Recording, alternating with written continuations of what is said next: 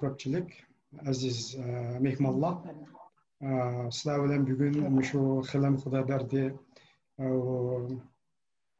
efendimninki tug'ilganligining 100 yilligi hisobida o'tkazilgan bu konferensiyada birga bo'lganligim uchun o'zimni nihoyatda baxtli his qilaman.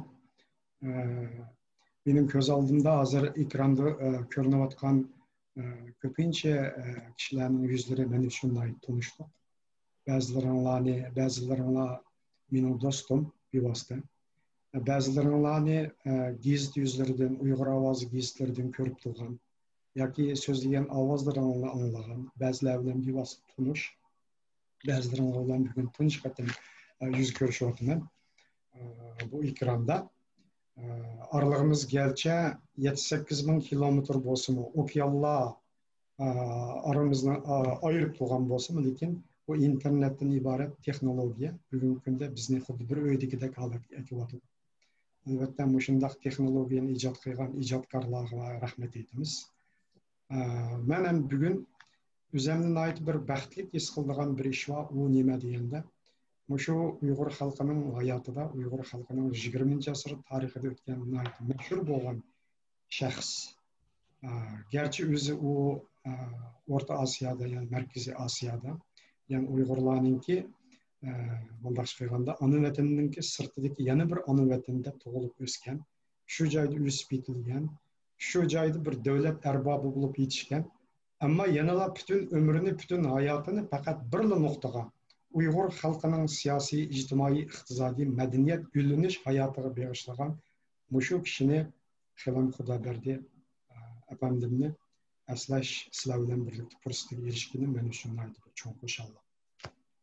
Askar o'zimning umumiy so'zlamoqchi bo'lgan temamdan ozroq yana qo'shib qo'ydiganim Xilam Xudoberdi haqida men shu Beijing'de o'qib yurgan 80 yillardagi vaqtimda Sovetninki gazetlaridan, Ruscha gazetlardan odam haqida uchirni ko'rgan. 90 yillarda Qozog'istonda chiqadigan bu kommunizm to'g'ri gazeti orqali Xilam Xudoberdiyev degan bundaq bir mashhur kishining borligini bilgan edim. Mana endi keyingi vaqtda u kishining hayoti haqida izlandim. 2004-yilda men shu Erkin Osiyo radiosining 2003-yilda maxsus Xilam Xudoberdi akını Washington'dan telefon qilib, ziyorat qilib, uzun bir program ishlagan, o'z hayot faoliyatlarini so'zlab bergan Erkin Osiyo radiosini shu vaqtda biz dunyoga anglatgan edi. O kishining ovozlari xotirasi menda hozirgacha saqlanibdi, nurg'un aslimalari. Keyin o'zining aslimasini evatib berdi, aslimasini o'qib chiqdim, undan ko'p ma'lumotlarga ega bo'ldim. Bu kişinin hayat faaliyetlerinden nihayet bir ta'sirlandim. Endi men o'zimning naq temamga kelsam, Xilam Xudoberdiyev bayatın Shoirmirdan efendim nihayet yaxshi so'zlab o'tdi, tafsili so'zlar qandaq bir ulug' inson ekanligi, hayot faoliyatlari haqida nihayet umumlashtirib bir yaxshi bir ma'lumotlarni berdi. Mening uchun Xilam Xudoberdiyevning hayotining eng muhim bir qismi 20. asr Uyg'urlar tarixida, 20. asr Markaziy Osiyo xalqlari tarixida intayin muhim bir davr bo'lgan 1944-yildan 1949-yilgacha davomlashgan Sharq Turkiston milliy ozodlik inqilobi. Uyg'ur, Qozoq, Qirg'iz, O'zbek, Tatar, hatto Sharq Turkiston shu vaqtdagi Uyg'urlar diyorida yashovchi boshqa Mo'g'ul, Shiva, hatto Rus va boshqa millatlar qatnashgan. Şu inqilobga qatnashib, şu inqilobda Sovet ittifoqining Moskvaning bevosita vakili sifatida shu inqilobning rahbarlaridan Ahmadjon Qosimiy, Sharq Turkiston milliy armiyasining qo'mondoni general Isoqbek Munonovning yanida maslahatchi bo'lib ishlagan, ittifoq tashkilotida maslahatchi bo'lib ishlagan, Olg'a gazetida bosh muharrirning maslahatchisi bo'lib ishlagan. Naydı muhim bir bo'lgan shu davr hayoti men uchun naydı bir muhim bir bosqich deb qarayman. Shu men bugun sizlarga so'zlaydiganim Xilam Xudoberdiyevningki hayotidagi mushu bosqich. Mening tushunishimcha Xilam Xudoberdiyev o'z hayotidagi mushu bosqichni, mush 2 yillik hayotni butun hayotining bir eng yorqin bir bosqichi deb qaragan. Shundaq deb hisoblagan. Bu o'zining aslimisidan alayda asiltadi shuni. Undaqda Xilam Xudoberdiyev qandaq bo'lib Sharq Turkistonga shu vaqtdagi Sharq Turkiston inqilobiga Sovet ittifoqi tarafdan maslahatchi bir xodim sifatida evatildi. Oldindan mushahda bir so'zlab o'tay. Endi hammanglarga, ko'pinchalarga ma'lum, bu 20 asrning 30-yillarda bu Uyg'urlar diyorida, ya'ni hozirgi Xitoy hukumati Xinjiang Uyg'ur avtonom rayoni da'vatgan Uyg'urlar Sharq Turkiston va yoki ba'zilar Uyg'uriston deydi deb atayotgan mushu tuproqda keng ko'lamli milliy ozodlik inqilobi yuz berdi. Ammo 1933-yillarda Sovetlar ittifoqi Stalin hukumati shu vaqtdagi OGP deymiz, u vaqtda NKVD yo'q, keyin NKVD bo'ldi. Bu organlar bu joydagi bu inqilobning o'zlari uchun bir ziyonli ekanligidan isbot berganligi uchun buningga shu vaqtdagi jangirlar aralashib bu Sovet ittifoqining O'rta Osiyosiga ta'sir ko'rsatdi degan ma'lumotlarni berganligi uchun oxirgi hisobda u inqilobni qo'llamay shu vaqtdagi Manjuriyelik, ya'ni Xitoylar Dongbey deydi, sharq shimollik Xitoy militarisi Shang Sisayni qo'llab, oxirida bu o'lkada shuning hokimiyatini turg'izib, Xo'janiyaz Hojim bu boshchilik inqilobchini ularga hamkorlashtirib, Sovetparast bir o'lka, ya'ni Sovet ittifoqining kontrolidagi bir Xinjiang o'lkasini barpo qildi. Ammo Sovet ittifoqi hukumati bu joyda o'zining savdo, iqtisodiy, ijtimoiy, siyosiy manfaatlarini tiklagan bo'lsa-mu, ammo 41-yilda Sovet-German urushining portlashi, ya'ni O'rta Osiyoda, ya'ni Sovetlar ittifoqida atilayotgan shu ulug' vatan urushining portlashi bilan Ikkinchi dunyo urushini bu Shang Sisay Sovet ittifoqidan yuz o'rib, vaqtida Xitoy markaziy Gomindan hokimiyati bu joyga kirolmagan, bu joyni kontrollik ostiga olmagan. Uning qo'yniga yetib Stalindan yuz o'rdi. Stalin uchun shunchalik Stalin yulab turg'izgan hokimiyat oxirgi hisobda unga qarshi to'g'rildi. Sovet hukumati bu joyda Uyg'ur qatorli qozoq va boshqa xalqlarning milliy ozodlik harakatini qo'llash qaroriga keldi. Bu o'zi nihoyat mustaqil bir vahshiy bir inson bo'lganligi uchun u shu vaqtdagi butun yerli xalqlarning, hatto o'z ba'zi Xitoylarning va yerli xalqlarning ziyolilarini, bilimdorlarini, diniy olimlarini, savdogarlarini keng ko'lamli tutqun qildi, keng ko'lamli turmalarga soldi. O çağda Uyghur, Kazak, Kırgız deb ayrılmadı. Hemmisi o'xshash, taqdiri o'xshash bo'ldi. Hatto Ruslar, Mo'ng'ullar hammasining taqdiri o'xshash bo'ldi. Ularda bir xil qarshiliklar shakllanadi. Qozoqlarning qarshiliklari shakllandi. Osman Batur va boshqalarning, Uyg'urlarning qarshiliklari shakllandi. Mo'ng'ullarning shakllandi. Hatto Ruslarning ko'chib kelgan Chor podshoning ofitserlari ularning o'zlari uchun ishlatib, oxirgi hisobda ularga ziyonkashlik qilganligi uchun ularmi bu inqilobga qatnashdi. Mana şu vaqtda Sovet hukumati qaytadan 1943-yili 5-may kunida siyosiy buyruq, butun ittifoq bolsheviklarining Kommunistlar partiyasi Markaziy komiteti siyosiy buyruq qaror qabul qilib, bu joydagi milliy ozodlik inqilobini qo'llash, yordam berishni bekitdi. Shuningdek bilan bu xizmatlarni shu vaqtdagi Sovet ittifoqi NKVD, ya'ni shu vaqtda Lavrent Beriya boshchiligidagi ham Davlat bexatarlik komiteti, ya'ni Merkulov boshchiligidagi shu organga topshirgandan keyin bular bu joylarda harakatlana boshladi. Lekin uning oldida xalq, yerli xalq o'zi qo'zg'alib bo'lgan, bu yerda tayyor bo'lib bo'lganda bu. Oxirgi hisobda 1944-yili 4-oylarga kelgan chog'da ozodlik tashkiloti qurildi. 7-oylarga kelgan chog'da Nilq tog'larida bu G'ani Batur, qozoqlardan Akbar Batur, Seyit Baturlar, tatarlardan Fath Baturlar, Muslimov, Hamid, Osman, Nurum qatorliqlarning boshchiligida qo'zg'olon portildi. Bu qo'zg'olonlar kengayib Nilqini oldi. Ozodlik tashkiloti G'uljida keng ko'lamli tashkiliy faoliyatlarni olib bordi. Buning ichida Boyatni Shoyimirdan hokimi asıltib o'tdi. 12 a'zodan tashkillangan ozodlik tashkilotining roli nihoyat zo'r bo'ldi. Abdurauf Mahsum, Ilhon To'ra, Qosimjon Qambari va Zunun Tiyipov deymiz, Rahimjon Sabiraji, bularning ko'pi hammasi bir-birlab sanoqsaq bu yerda ko'p. 11-oyning 7-kuni 44-yil G'ulji qo'zg'oloni portlashi bilan shuning bilan qisqa vaqtning ichida G'ulji ozod qilinib 44-yil 12-noyabr kuni Sharq Turkiston Jumhuriyati qurildi. Qurilib uzun o'tmay bir oylardan keyin Sovet ittifoqi ichki ishlar komissariyati NKVD şu vaqtdagi Beriyaning o'rinlashtirishi bo'yicha, Stalinninki o'rinlashtirishi bo'yicha birinchi qadamda bu NKVD'ninki ikkinchi boshqarmasining boshlig'i bo'lgan general-mayor bu Yignarovninki, Vladimir Stepanovich Yignarovninki boshchiligida alohida harakat guruhi qurilib, 5 kishidan tashkillangan. Buning ichida Sovet Ittifoqi qahramoni Nikolay Prokopyuk bor, u shu vaqtdagi. Amerikan Peter Shibayev degani bor, u polkovnik va undan boshqa yana odamlardan tashkillangan Amerikan 4-chi boshqarma boshlig'i bu Aleksandr Ivanovich Lanfan. Bularning boshchiligidagi guruh G'olchiga kelib, Sharq Turkiston Jumhuriyatiga harbiy maslahatchilikni boshladi. Harbiy siyosiy maslahatchilik. Onun için bu aralıkta Sovet İttifaqı hükümeti hiç qandaq harbiy yordamlarni evatmagan.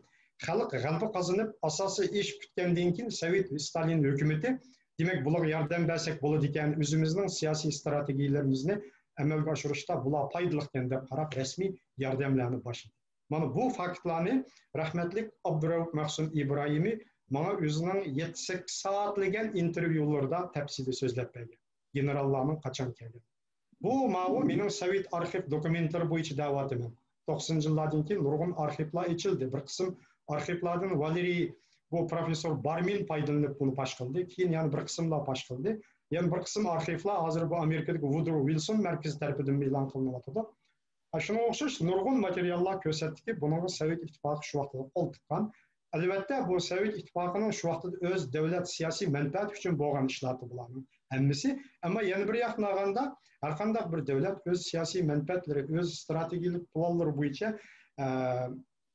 manfaatlarini birinchi o'ringa qo'ydi. Dunyoda o'z manfaatini birinchi o'ringa qo'ymaydigan davlat bo'lmaydi, albatta. Shu planlar bo'yicha bu ishlarni qildi. Mana shu birinchi turkumda bu Sharq Turkiston Jumhuriyatiga Sovet Ittifoqi hukumati keng ko'lamda harbiy siyosiy maslahatchilarni evatishga boshladi. Sharq Turkiston Jumhuriyati hukumatining hamma organlariga Ma'rif nazorati, Sayya nazorati, Adliya ministrligi hammasiga vakillarni evatdi.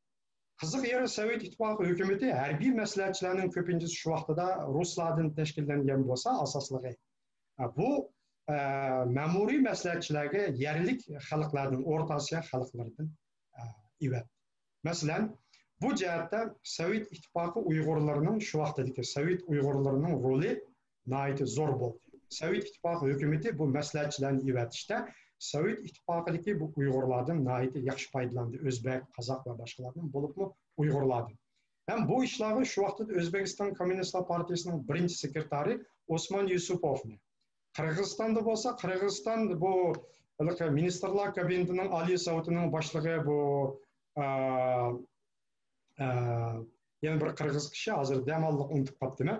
Shu kishini andin Kommunistlar partiyasining birinchi sekretari Vagov degan odam bo'lgan. Qozog'istonda bo'lsa, Jumabay Shayahmetov, shu vaqtdagi Kommunistlar partiyasining birinchi sekretari qozoq. Shu kishilarni ayrim-ayrim mas'ul qilgan bu Sharq Turkiston inqilobi bilan munosabat ishlarga. Hammasi o'z doirasi bo'yicha odamlar evatgan. Shu NKVD organlari Sovet Ittifoqi taraf ham O'rta Osiyo, Qirg'iziston, bu Istiqlol bo'yida, Ata, bu Naren, Gulchi degan joylarda, ham Toshkentning bu Kirch rayonida, ham Qozog'iston tavasida ilgari-keyin 5 guruh tashkillagan 590 kishilik. Bularning mutlaq ko'p qismi shu Uyg'urlar Sharqiy Turkistondan qochib qolgan yoshlar, Uyg'urlar, qozoqlar va boshqalarni asos qilgan ham yerlik millatlardan tashkillangan Qirg'iz. Bu arxivlar keyin pash bo'ldi. Ularni 45-yilning 1-yidan 12-yilning oxiridan boshlab bir-birlab evatishga boshladi. Evatgandan bir 600 yetmagan odam. Ammo yerlik xalqlar mana shu inqilobda o'zlari asosiy g'alabani qo'lga keltirib bo'lgan bu vaqtda. Keyingi vaqtlarda bir qism tarixchilar bir qism asarlarni yozdi. Balki shu vaqtdagi bu sovetlarning rolini haddidan ziyoda oshirayotgan. Balki rus bir xil ideologiyasi bo'yicha ba'zi narsalarni haddidan ziyoda oshirayotgan tarafi bor. Xuddi hamma ishlar qilgandagidek, amaliyot unday emas. Amaliyotda yerlik xalqlar o'z milliy ozodligiga, o'z hurligi ko'rishiga allburun otlanib bular o'zini o'zi ozod qiladigan sharoitdan yaratib bo'lgan. Endi Sovet Ittifoqi demak 1945-yil 1-12 oyning oxirisidan 45-yil 46-yil 6 oyning oxirisigacha bitim tuzilguchi bo'lgan mezgilda birinchi turkumda ko'p sonda maslahatchilarni evatdi. Şu məsləhətçilərin içində hərbi məsləhətçilər var, komandirlər var, Uyğurlardan, yana başqa millətlər var əlbəttə. Məmur məsləhətçilər var. Bunların köpüncüsü Qazaxıstanlıq, Özbəkistanlıq Uyğurlar. Məsələn, Elxan Törünün yanına prezident məhkəməsində baş məsləhətçi sifatida Özbəkistanlıq Taşkentlik Muhsin Abdullin degan Uyğur kişini evatgan. O məsələyə məşə Qazaxıstan təvəssilik Uyğur Muhsin Abdullin degan kishi Elxan Törüga məsləhətçi baş. Ondan keyin bu hərbi işlər idarəsində Ahmetcan Qasimi, yəni hərbi işlər idarəsinin başlığı, onunla Seyd Ahmet Ömərov degan kişini evatgan. Seyd Ahmet Ömərovni o'sha aranglardagilaringlar izlasanglar topalaysizlar, u odam nega o'lib ketganligini bilalaysizlar. Balkim hayot bir qismlaringlar ko'rgan bo'lishinglar mumkin, ammo u kishilar umrida bir umrda yashagan o'zining nega borganligini. Ana degan tashviqot nazoratiga Mehmonov degan kishini evatgan, u Qozog'istonlik Uyg'ur. Ma'rif nazoratiga Abdullayev degan kishini evatgan. Yana O'zbekistonlik Uyg'urlardan Jafar Damulla degan kishini diniy nazoratga. Şuna o'xshash ham o'rinda birdan maslahatchilar bo'lgan. Bu birinchi turkumdagi maslahatchilar. Shuning ichida Mirzagul Nasirov bor, harbiy maslahatchi Mirzagul Nasirov, u shu vaqtda Sharq Turkiston Milliy armiyasi ayrim otliq batalyonining divizion deymiz, o'sha shuning komandiri bo'lib, Aqsularga evatib, Aqsu urush maydonlarida bo'lgan mayti mashhur bir kishi. Hozirgacha bu Uyg'urlar diyorida yozilayotgan bu kitoblarda o kishining hammasidagidek o kishini eslaydi Mirzagul Nasirov. Seyd Ahmet Ömərov var. Ondan başqa yana bu Aqsu urush maydonlariga evatgan Ibragimov degan kishi bo'lgan, u islomning cho'ng Aqsuda yashab o'tgan u kishi. Shunga o'xshash nurg'un kishilar evatilgan. Bu birinchi turkum. Ammo 46-yili bu Xitoy markaziy hukumati bilan Sharq Turkiston hukumati orasida bitim bo'lgandan keyin bitim bo'yicha Sovet hukumatining bu besim bilan o'tirib tushishi bilan bo'lgan ish, yarashtirishi bilan oxiri Sovet ittifoqidan kelgan butun maslahatchilar hammasi qaytib ketdi. General Ignorov boshchiligidagi alohida harakat guruhi qaytdi va undan boshqa barliq nazoratlardagi Muhsin Abdullindan tortib harbiy vakillar hammasi komandirlar, ofitserlar qo'shindagi keyin evatilgan hammasi qaytib ketdi. Qaytib ketib Ahmetcan Qasimiy vakilligida Şinjan shu vaqtdagi o'lkalik birlashma hukumat qurilib, bu 1 yilda mavjud bo'ldi. Endi 1947-yilga kelgan chaqda bu 7-oyda birlashma hukumat buzildi. Birlashma hukumat buzilib, Xitoy taraf birlashma hukumat tuzilgan bu 11 moddalik tinchlik bitim moddalarini buzdi. Buzgandan keyin Ahmetcan Qasimiy boshchiligidagi Sharq Turkiston Jumhuriyatidan qatnashgan birlashma hukumatdagi bu vakillar hammasi G'uljaga qaytib ketib, shuning bilan qaytadan Sharq Turkiston Jumhuriyati bilan Xitoy markaziy hukumati, Gomindan hukumati deymiz, shu vaqt hokimiyati bilan Manas daryosi bo'yida qaytadan yana qarshilik ikki taraf qo'shinlari bir-biri bilan urush holatiga o'tdi. Mana shu urush holatiga o'tgandan keyin 1947-yili 9-oyga kelganda Sovet ittifoqi Kommunistlar partiyasi siyosiy byurosi yana bir qatam yig'inlashdi. Yana bir qatam yig'in echib, hamdiki bu milliy ozodlik inqilobini qaytadan qo'llamasak bo'lmaydi deb, shuning bilan shu qaror bo'yicha bu 1947-yili 10-sentabr kuni. 10-sentabr kunidagi bu qaror bo'yicha Sharq Turkistonga milliy armiyasiga zo'r sonda qurollar, o'q-dorilarni berish, hatto buning ichida minomyot deymiz va undan boshqa 9 ming dona miltiq va 300 necha pulemyotlar, har turli bu. Shularni berish, milliy armiyani qaytadan qurollantirish deydigan shu qarorlar bor. Shuning bo'yicha andin bu O'zbekistondan 13 nafar shu vaqtdagi Sovet ittifoqi Kommunistlar partiyasi markaziy komiteti qaraydigan shu ijtimoiy uchur komiteti deydigan bir o'rin bo'lgan. Shu komitetning boshlig'i Fedotov degan odam bo'lgan. Bu Fedotov degan odamning o'rinlashtirishi bo'yicha Molotovdan so'raydi. Shu bo'yicha biz O'zbekistondan qaytadan odam evasak, shu yerli xalqlarning tilini bildigan degandan keyin ular qo'shilganda shu O'zbekistonda bu Osmon Yusupovga vazifani yuklaydi. Shu vaqtda 13 odamni bu G'uljaga evatib, evatilgan qurol-yarog'larni qanday o'rinlashtiryotdi, bularning ahvoli qanday, shuning maslahatchilik qilishga 13 odam evatganda, shuning ichida 12 nafar o'zbek, bir Uyg'ur, mana bu Xilam Xudobardiyev tanlanib Sharq Turkistonga bordi. Bu nuqtani Xilam Xudoberdiyev o'z aslimizda asıltib o'tdi. Osman Yusupov o'zi qabul qilib, sizlar shu Uyg'uristonga borsizlar, o'z vataningizga borsizlar, o'z vataningizga borsan deb, u odam shu vazifani topshirgan. Shu bo'yicha kelgan, demak, u kishining 1947-yil 9-oyning o'ttirlarida Sharqiy Turkiston Cumhuriyetiga shu vaqtdagi G'uljiga kelib, G'uljida boshda Sharqiy Turkiston Milliy armiyasining bosh qo'mondonlik shtabida general-leytenant bosh qo'mondon Isahbek Mo'minovninki yanida maslahatchi bo'lib, shtabda maslahatchi.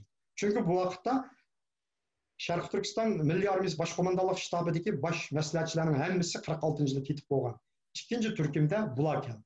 Bu odam o'ziga Ilahun degan ismni qo'llanib, Ilahun degan nim bilan u vaqtda o Sovet armiyasiningki starshi leytenant, u odamning unvoni asli, urushdan chiqqan chog'da. Sharqiy Turkiston Milliy armiyasi unga mayorlik unvoni berdi. Mayor pogoni bilan shtabda maslahatchilik qildi. Undan uzun o'tmay uni Azad nishonliq 2-polkka, piyodalar atquchilar polki, uningga Aytugan Yunuchining komandirligidagi shuningga evatidi. Shuning endi turib bu Yansxay qatorliq oldingi saflarda bir mezgil turib, bu harbiy tartibga selish, harbiy mashq va boshqa ishlar bilan bir mezgil turdilar japalı. Qilgandan keyin 1948-yil 8-oyda Ahmedjon Qosimiy boshchiligida G'uljida Şinjan'da tinchlikni, demokratiyani qo'g'dash ittifoqi deydigan bir partiya shaklidagi bir ittifoq qurildi. Bu tashkilot amaliyotda butun Sharqiy Turkistonni ozod qilish, butun Şinjanni ozod qilishni nishon qilgan, shu inqiloblarga rahbarlik qiladigan bir siyosiy partiya rahbarligidagi bir urug'. U vaqtda ham Kommunistlar partiyasi quraydi desa bo'lmaydi. Sovet hukumat uning qo'shilmagan siyosiy buyrug'ining u vaqtda ham ishqa yana qo'l tiqiliq. Ular taklif bergan.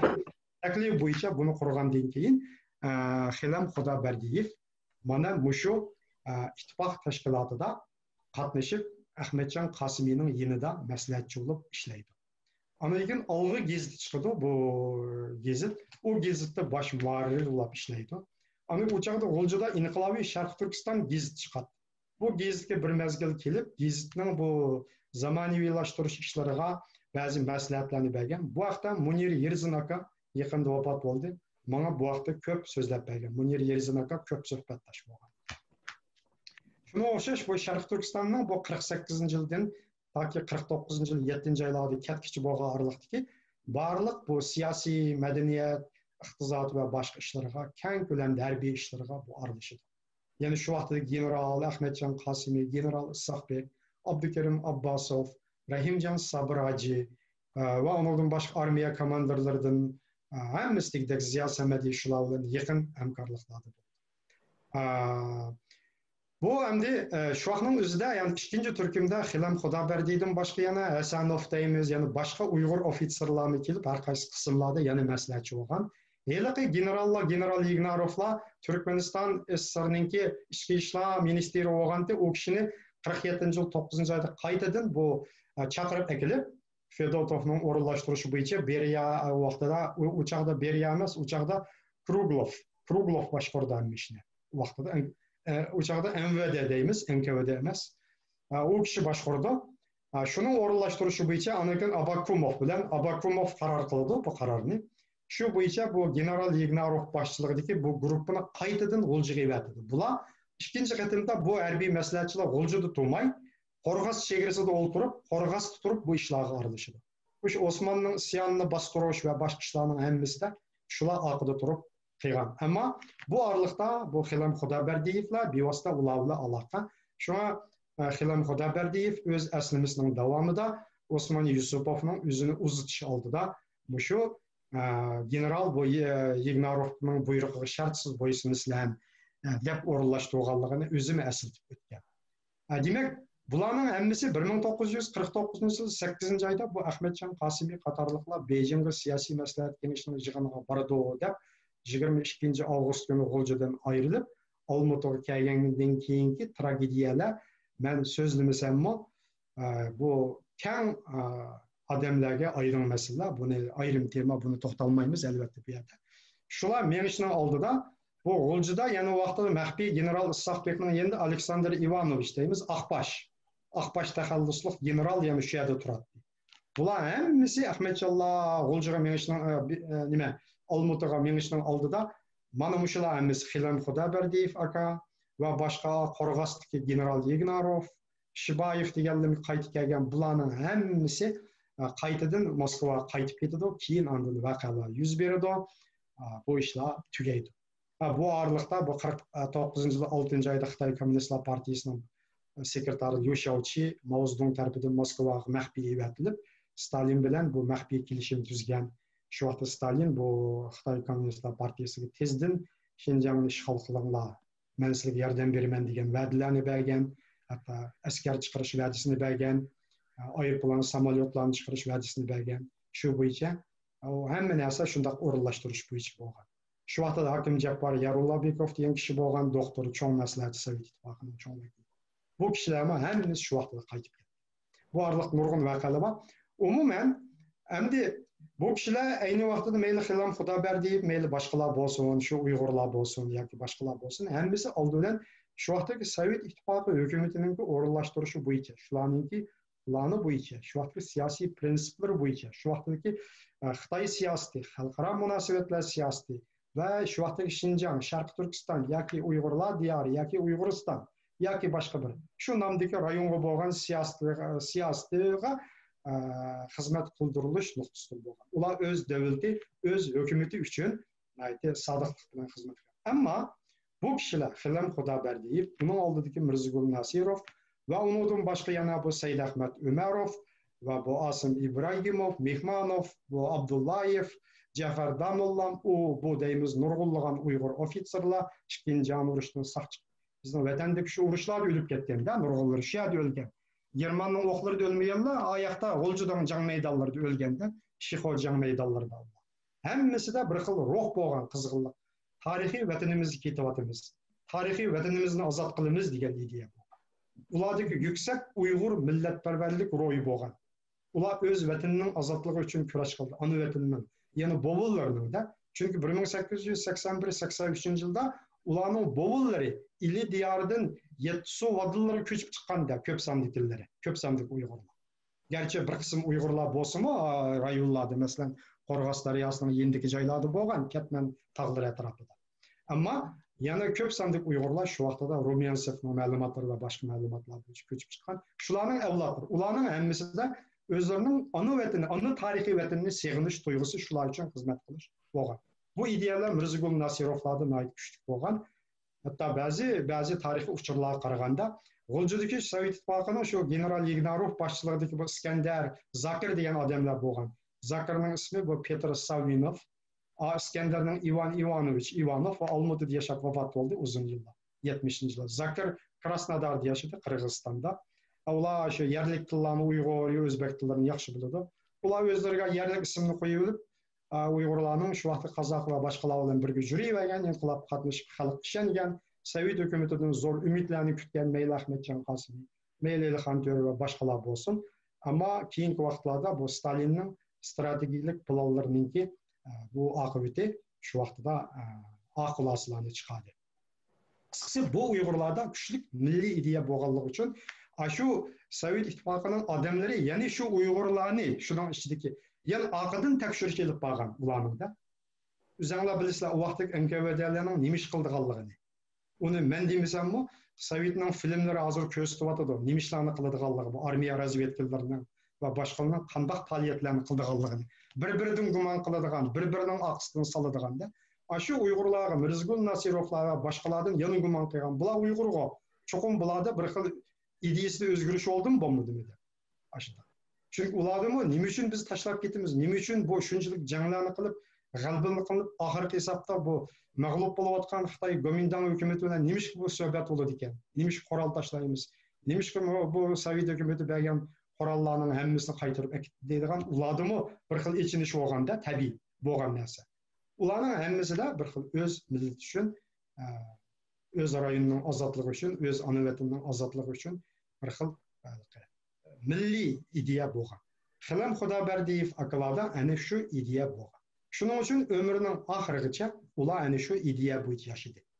1952 yilda Xilem Xudoberdiyevni yana bir qatim shu vaqtdagi Moskva hukumati Şinjan uçaqda Uyg'ur avtonom rayoni qurilmagan o'lkalik hukumat deymiz, shu Ma'rif nəşriyatıga, ya xalq nəşriyatıga məsləhətçi qılıb evət. Şu vaqtda həmmənlərə aydın bolğan yana bir Sovet İttifaqıdakı məşhur ataqlıq Uyğur ba, Tursun Rahimov deyilgan. Tursun Rahimov'u evetib o kişimi şu vaqtda Komünistlar Partiyası komitetida bir mezgil məsləhətçi bolğan bu iki kişi to'g'andan keyin bular hammasi qaytib ketdi. Xilam Xudoberdiyev qaytib ketgandan keyin taki 60-yillarda Sovet Xitoy munosabatlarining qayta buzilishi, raqobatlashishi, ikki taraf orasidagi bu raqobat davri boshlangandan keyin bu O'zbekistondagi Toshkent radiosining qaytadan asliga kelishi asli 47-yili qurilgan. Bu dal shu siyosiy byuroning qarori bo'yicha qurilgan. Shu vaqtning o'zida Osman Mamataxunov degan kishilar Toshkentdagi Uyghur ziyoli ishlagan. Bu 43dan boshlab Toshkentda Sovet hukumati sharq haqiqatini chiqadi. Shu vaqtda bizning Uyghur ziyolilarimizning hammasini jalb qildi. Qozoq elini chiqadi Olmaotada keyin. Buningga shu vaqtdagi mashhur Uyghur ziyolilarining hammasini bu shu vaqtdagi Sharq Turkiston yoki Uyg'urlar diyoridagi bu milliy ozodlik inqilob masalasiga bog'lagan.